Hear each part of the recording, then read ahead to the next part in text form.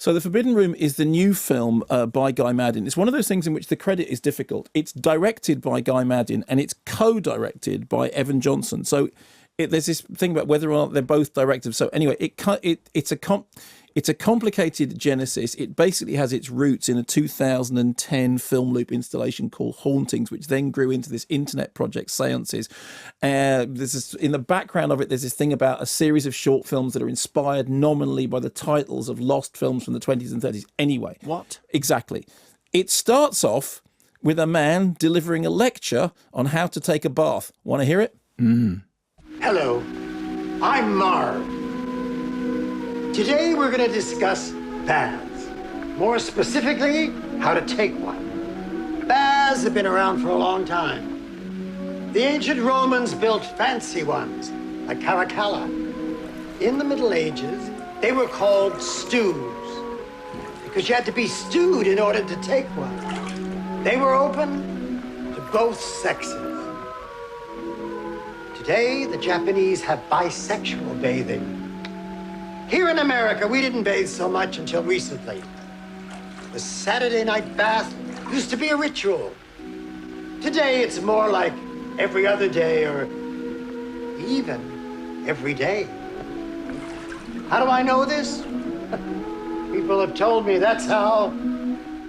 That would never qualify as a TED Talk, would it? Now, I think the sense you get from that is, firstly, the playfulness of Guy Madden. Secondly, that one of the things that he's recurrently interested in is old cinema from the silent era and the early sound era.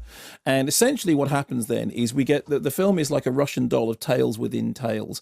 We sort of go down the plug hole of the bath, and then we end up in tales of snow and tales of caves, tales of a submarine which has got unstable blasting jelly, so can't come to the surface, at the door of which, although it's under the water, somebody turns up completely unexpectedly, tales of demons and double-faced gods, tales of doppelgangers and vampirism, and each one becoming more and more sort of absurd, all of them throwing back to sort of pulp movie cliche, mixing intertitles with dialogue, what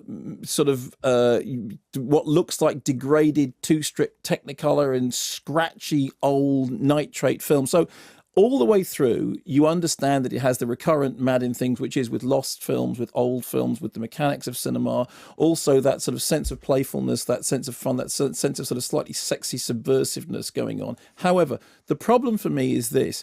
What the film doesn't have is the sort of the structural simplicity of something like My Winnipeg. And I have to say that at the best part of 2 hours, it has apparently come down in its running time since it originally played at the Sundance Film Festival. I found it was slightly patience testing. And I say that as a Guy Madden fan. It's not that the individual elements in it aren't terrifically exciting, because they are. And also, it has this star-studded cast, Charlotte Rampling and Mathieu Amalric. I mean, just, Geraldine Chaplin. Really, everywhere you look, there's a star.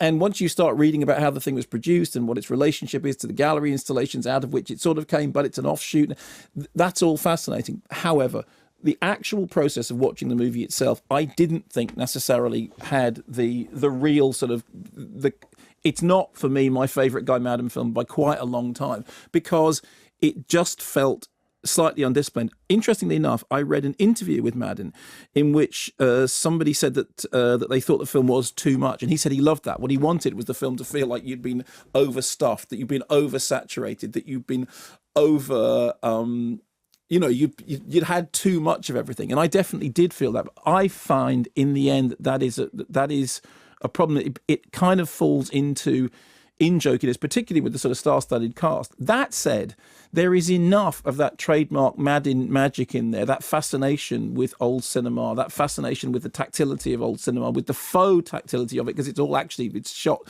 Faux tactility. Yeah, because it's not real. It's not, it's basically, modern day shooting techniques used to sort of to reproduce.